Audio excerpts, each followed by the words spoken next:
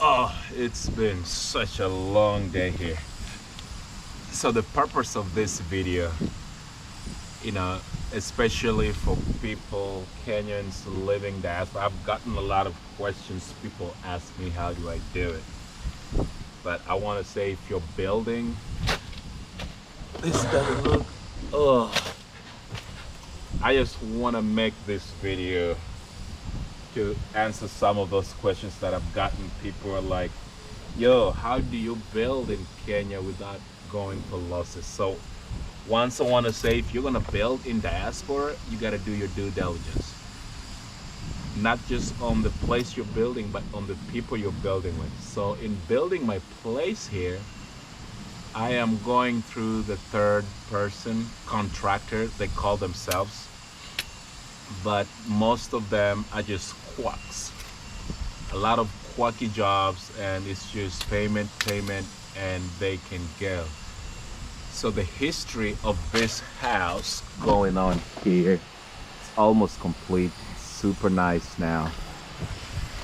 You know, it's really beautiful. I'm proud and happy of how far I have come, you know, in this construction. It could have taken me less than a year, maybe 8 months. That was the plan. But it's gonna take about 2 years, you know, till completion, you know, close to 2 years. And there are various factors for that. It's just because, I guess, for a first-time homeowner, I'm not a first-time homeowner, but for a first-time construction owner, you know, abroad or diaspora as they call it, I guess you gotta go through these experiences, because I have several units that are gonna be coming along, and so I'm glad this has happened. Super costly, and but you need those lessons, because going to build 7 other units, you need that experience. So that means you spend, you know, you build 2 units in one, like I've done with my place here. Then the other 7, I can build it for less than, little lower than the price of building one with the loyal folks, if that makes sense. Especially, you know, if you're working with, you know, the kind of people that are listed here. So like I said, the first person I gotten to build with was just not doing a good job. Like, he'd made the pillars of the house really small, and I looked at those pillars, and you know, it wasn't just impressive, and so I had to let him go. Then the second person, because one pillar backhold, and as soon as that pillar backhold, it was a lot of loss. I had to let him go, and I brought the second person, and the second person was actually excellent. I think he did a really good job. The only problem that came, which was actually my mistake, is because I met, you know, in terms of networking and just talking with friends, one of my friends, Alex Olaber, and I gotta, you know, because I've realized, like, going through 3 of these quirks and really not putting things into perspective, then I might be part of the problem. So I've decided, moving forward with my experiences, I have to be part of a solution. You know, we go through these experiences and just let people know it's not easy, but once you've started, you gotta get at it. So the Alex Olava, the person I speak of, you know, so this is him. And one thing he does really good, I think one thing he does really good is, you know, he has a nice company logo. It's called KLEMOLA Limited Company, which is actually registered with Kenyan Construction. I don't know the criteria of the certification. So essentially, he's just a middleman. So he pays registry for this kind of stuff. So this is just for PR, you know, lip service and public relation, to make it look professional. So you gotta be worried about those kind of stuff, because they have this PR, and they do it really well and it does look professional. But when it comes to an actual scale and delivery, my oh my, it is a sham. And so the reason why I got rid of my second person, because when I brought him in, and I brought him in because I went to high school with him for 4 years, and it's somebody, I went to school with, I thought I knew, and, I thought he'd be relatable, same tribe, which is a big mistake either. And, we had a little bit of friendship going on there. We knew each other. And so there was trust, as opposed to just hiring somebody who you don't trust. And also it was just more because of that trust, I thought like, we could work well, communication could work well together.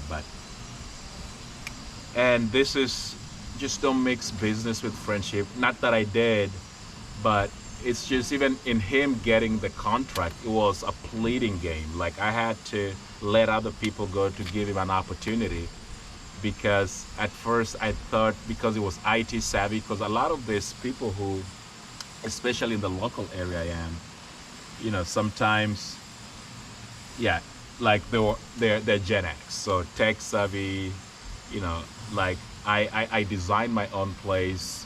Everything in this house is custom made, and it's just my touch and my feeling, from architectural work to interior, everything. And so I need, if I'm away, I need somebody that I can really have one-on-one conversation with, and I thought he was the one. And so that's why I got rid of my other person. And even coming back, and there were clashes between two of them, because, like they say, two bulls can't stay in one firm. So that's what happened there. But my advice is just, you either go, and for this kind of construction, and the way construction happens in Kenya, you find these brokers, middlemen. A lot of them don't have registered companies, and so it's a lot cheaper. And the people, the local folks that I'm working with, like, if you look at this wood design, like, they do it really good. Mine are not done, Chris. I'll have to redo this because I'm working with a quack. That's what I did. And even with this, and so you need some of this. And yeah, and I wanted to use recycled materials. Like, everything excavated from this side is everything that I was going to put back onto the house, and that's the whole idea. And so that's why I worked with this guy, and I kept, but over a couple months, it just gotten difficult, just because the understanding, the comprehension is just zero. So advice number one, if you're going to start building, if you're in diaspora, whichever, it doesn't matter, especially in Africa, if you're whatever you are and you're building a home, so you gotta have grit, and you gotta have a dream, and with those dreams you have to lay those goals and be strong at it. And if you have time, then just don't build while you're not there. So what you can do, whenever you come, sometimes they call us, or they call those people who go back and forth, summer bunny. So if you're summer bunny, whenever you're here or whenever you're in respective countries, that's when you can build your place. So, and usually it's a short time, 2 weeks. So you just lay it out in 2 weeks, you come do the floor, or you do whatever you want to do, pause, go back, and do what you got to do, and come do it again. But if you're lucky and have family and people whom you trust, I trusted this guy, and I thought he was smart, because our school was a really great school. And apparently, I've known that it's not about your education or anything like that, but it's about the quality of work. And so that's the one way you can build. You pause, and every time you come, you build a room, and that's going to take you a very, very long time, depending on the frequency of your visits back. Or the other thing is, you can do that, but whenever somebody comes from maybe like a friend or your neighbor or the people that knows the project you're working on, you can impart what you want to get done at your place. So whenever you come, you do it, and where you leave it, you can you know, walk them through, and then when they come, they can grab the same folks and, you know, go a step further. So I'll compress that in one way. The other way that you can do it, and that's the cheapest way, because you're gonna minimize a lot of losses and just redo work like I'm doing right now. The other way you can do your building is you just go fully blown, get a really high-tech professional company, you know, that does everything, and it's your home or whatever your investment is insured, and everything is done by the book, straight up. You know, you're not involved. You have the idea, they draw, they do everything, just like the Build American Homes. You know, everything is certified, and it's just legal system all the way. But the only downside with that, hell expensive, super expensive. But if you got the cash and it's worth your peace of mind, yes. And then the third way for me, from my experience, is to do it the way I've done it. You know, just go blind and go through the first contractor, but always follow your instinct. Like, trust your instincts to the core. Like, if you have an if statement or an what if, or if you feel some type of way, believe it. Don't hesitate, cut it, stop, and follow your instincts. And that's what I've been doing, and that's why I'm on my 4th contractor right now, because I'm in touch with them. So every day, you know, through pictures, I communicate with my workers through video calls. They take me around, I see what they're doing, what they did, they send me those pictures. I sit and analyze and see and catch, and I have a lot of, and just to show you that example of what I mean, like, it's more like an online teaching session, and that's what I used to do with the one so-called Alex Olabert. And when I say that, I want this video to be as real as possible. You know, you can find pictures like this and you're like, your joinery just sucks. And so you zoom in and you really study. And so what I've always worked was, this guy, it got like, I used to do stuff like this. So, you know, I get on the pictures, I mark, I'm like, this is not straight, this needs to be fixed. Or ask, why are this not black? So ask those kind of questions. And even just moving forward, I would look at a wall done and I'm like, yo, this is wrongly done, this has to be fixed. So that's the way. So I do it on a picture basis, then I do it on a video, and I, you know, do it on a phone call. That way, you know, I'll be like, hey, like for this instance, I'm like, you know, look at that picture, and I circle, and then we talk about it and I fix it. And so that's what I kept doing with this guy. But over time, the more I did it with Alex, I just found, like, you're just not at par. It's just like common sense is not common to everybody. And you wonder why people venture into those businesses if you're not gonna deliver. And so there's just a whole string line of, you know, him sending me pictures and me talking back. I'm like, yo, this space, you know, it's just, that's just what my phone and my chat is with him, you know, whenever they send me this kind of pictures. And, you know, I critique and I look, and yeah, and we move forward. And so the problem with that, it's so expensive because there's so much things to critique, but these things don't really tell the real truth either. They give you a lot of truth, but not, like, I want to say 80% of the truth. But 20% is now what I'm redoing now, because it's just a no-brainer thing.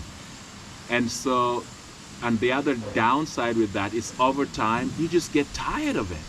And you're like, no, I gotta go do it. And then when you come, that's when you get those kind of shockers. So, and it's not, and this way it's not even cheaper, but I just love to be involved. And so for me, in my experience, those are the 3 ways I've imagined. Because, or the other 4th way I can think of that I'm not a fan of is have a family member or a friend or somebody here who you can work through. But it's the same deal, because it's only you who knows what you want. So it's a big problem, very big problem. But, you know, homes are not built overnight. So, and then lastly, I think in that realization for my first construction like this, I made a huge buffer zone of losses. So I'm like, okay, if I'm gonna take, $20,000 to build my swimming pool, so I budget for $26,000 or $28,000, and I know maybe, just maybe, that might get me what I want. And so those are the 4 processes that I've used. And I mean, the house has gotten really good. There's still a lot of redo work here and there that I'm doing, and I'll show you at the end of this video pretty soon. And a lot of this, and when it comes to the finishing, and what's really helped me, I knew now I'm on the finishing phase, and this is where you really have to come, make time and come and impart what you want to see in your home. So you catch it early like I did, and you let go of those folks, no compromise, and do it. So I reached out on Instagram, I've had phone calls, and even on my channel, on the comment section. That's just how I do it, because time waits for nobody, and money sitting in the bank is of no good use to you. So whatever I had it, made it to this point, it's still of great value. And now I am really happy, because there's one time this was just a bush. But I just want to know, whenever you go with these people, so pick your niche, pick your battles, but don't use KLEMOLA Limited. I mean, unless if you want to build the 1960s or 80s or maybe early 90s kind of homes, then you can go with those kind of quads. But if you're into this modern looking straight line, like it just feels like this guy, they are building, there's no plumb line, there's no ruler, like nothing in the house is straight. And those are the reworks that I'm doing. Like my sinks are crooked, the table, the spacing, it is like you have a sink that gets to your belly button. And yeah, so, and then you hear reports. Anyway, I'm not gonna go there, but I just want to warn you, this Jasmine Limited that I use for Kenyan folks in Diani. Jasmine Limited, not so great experience, but if you're working hand to hand, they'll give you what you need. Then there's Francis Mabuti, who's also another foreman, great guy, does good work, but kind of old school. So you just don't let him dictate his ideas on you, because he's had many years of building. But then when it comes to this Gen X, Alex Olabert, don't even try. Like, I pity anybody who's building with him. He drums his drums so loud, but no results. So, and when I mean that, I just want to show you a couple things here that, so when they started, just to give you but a few, when they started this wall, there were spaces here, and you can't do this. Like, this doesn't hold on to this comes off. And if you're wondering how, here we go. So I just redid this island table, super nice. So before initially, he'd put it here. So somebody as fat as him would not even go and get that access. But now I had to move it, and I've moved it to this side, and I've got better space. And just another few, because I've made another video about him, just educating people. Oh, this has been removed. Yeah. So you see here, so this is, like, look at this block of cement, and this is a perfect example. Look at how thick this is. So he was trying to fill this hole, and it just shows you how uneducated it is. Or you need to scrub this to have that rough section for the cement to hold. And so if you look here, this is what was holding this way. And this was what was he'd put here. Like, this is just a quack job. And so eventually that's what does, it just doesn't stick. And here you have it, folks. So, and this is what it left. And so if you have that kind of person, and just a lot more other things, the sinks are crooked, and you can check on the other video that I made. And I guess that's just my experience on these people. But hey, you gotta keep building, because investing is the only key. Otherwise, you will never make it. So don't let this video discourage you. but just make sure the people who have watched this, and if you have intention of investing, it's great. Like, look at how pretty that is. Even though there's a lot of rockery work, it's expensive, but you gotta have that buffer, and just don't take a preacher's word. Make sure you see their work. That was the mistake on my part, because with these folks I'm working with, I gotta see their produce, and I gotta be like, if I like it, and this time I think I got it right, and I'm super happy. And yeah, that's it, folks. And if you're building, happy building.